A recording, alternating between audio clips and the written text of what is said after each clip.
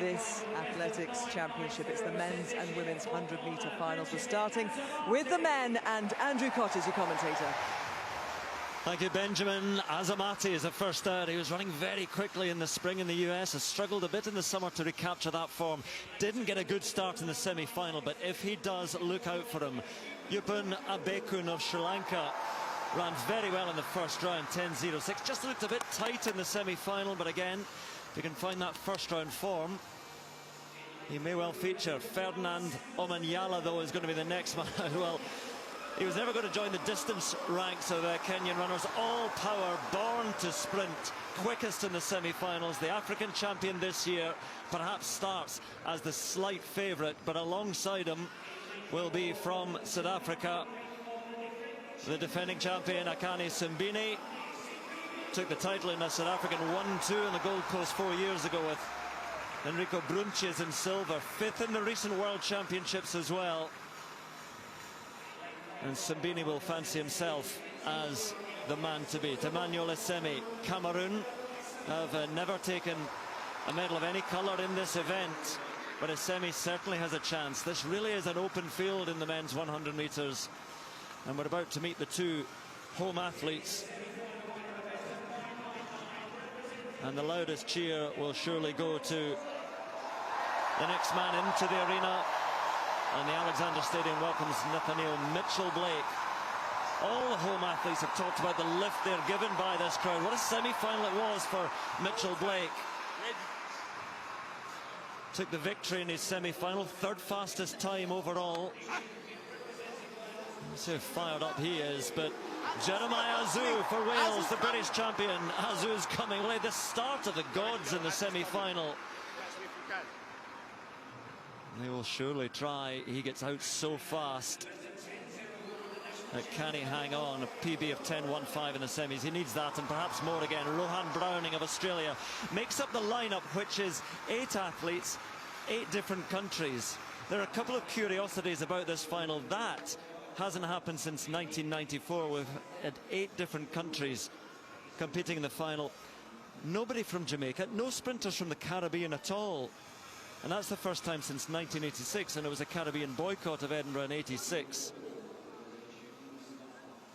I think also of Botswana, who've got the quickest man in the Commonwealth at the moment, and the staggering talent, the 19-year-old, just turned 19, of Letsile Tebogo, who's running in the World Under-20s, ran 9.91 in Colombia. And he's actually just gone below 20 seconds with a cruising 200 metres. So look out for Letsile Tebogo in the future. I understand they've got a slight issue with the timing at the moment, and these are the nervous moments, Colin Jackson, where you're ready to go. You can see how fired up they are, but the psychology of this and trying to sort things out. And this is where the champion is really made, where you keep your calmness and your focus on the job in hand, not any distractions. So a little just a bump of knuckles between Simbine and Omanyala, the South African and the Kenyan, side by side, and they would start as the 2 favourites. And again, just looking at them lining up, the 8 different colours, the 8 different countries. Azamati of Ghana on the inside, Abeykoon of Sri Lanka, Omanyala of Kenya, Simbine of South Africa, Essemi of Cameroon. Then you have Nathaniel Mitchell-Blake for England, Jeremiah Azu for Wales, and Rohan Browning for Australia. All adds to the nerves, adds to the tension. On your marks. But now we're ready.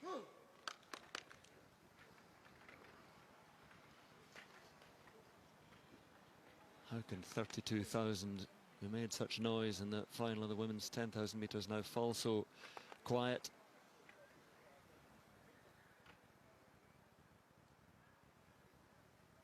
Azamati, Abeykoon, Omanyala, Simbine, Essemi, Mitchell-Blake, Azu and Browning for the final of the men's 100 metres.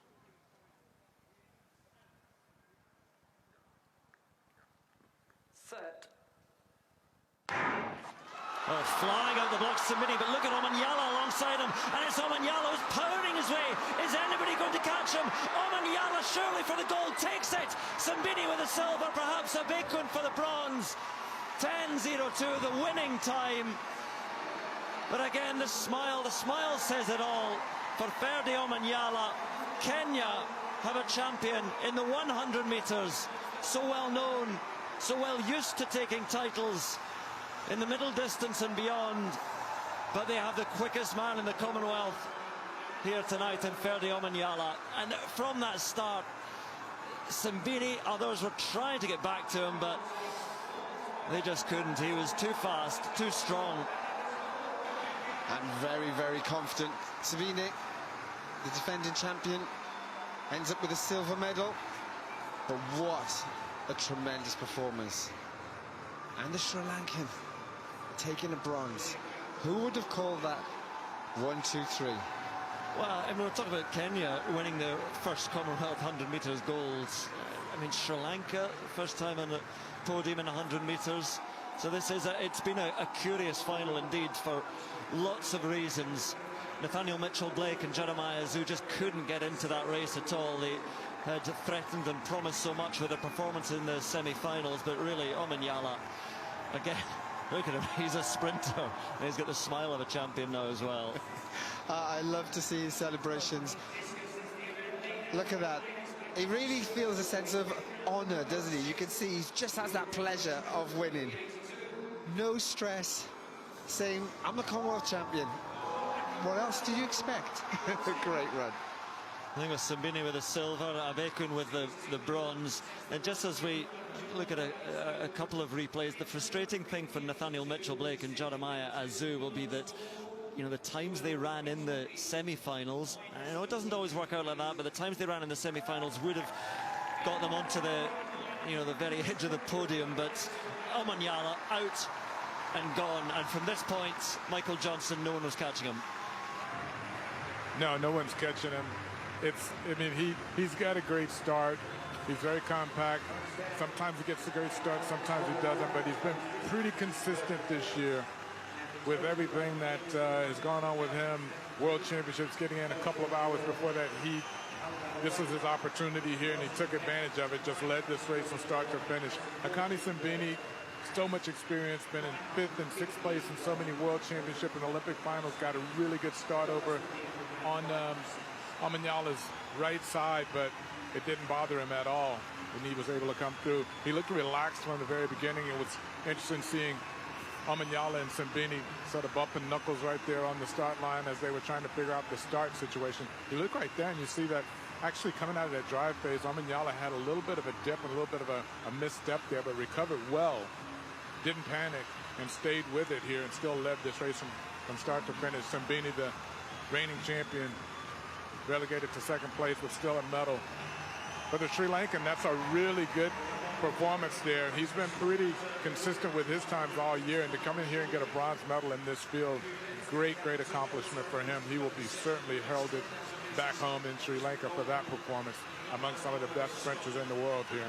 But Omanyala has been very good all year long, and yeah, it was so sad to see what happened to him at the championship, the World Championships, coming in and out a few hours before his preliminary heat. Made it through that, got into the semifinal, but that was the 2nd day, and the fatigue just took over and wasn't able to get into that final, where I think he would have certainly mixed it up with those with the Americans who swept it. Maybe not a medal, but he certainly would have wanted to be in that final and give it a shot. But he got it here and took full advantage of it. Great performance. Trust to his troubles, his tribulations for the World Championships, where a visa problem meant he'd only arrived there just before his heat and was all at sea in those World Championships, but all is forgotten now because he is the Commonwealth champion. Simbini with the silver, Abeykoon with the bronze, and Jeremiah Azu 10.19 down in 5th. Again, he could have perhaps threatened the medals after that semi-final performance, but you saw in the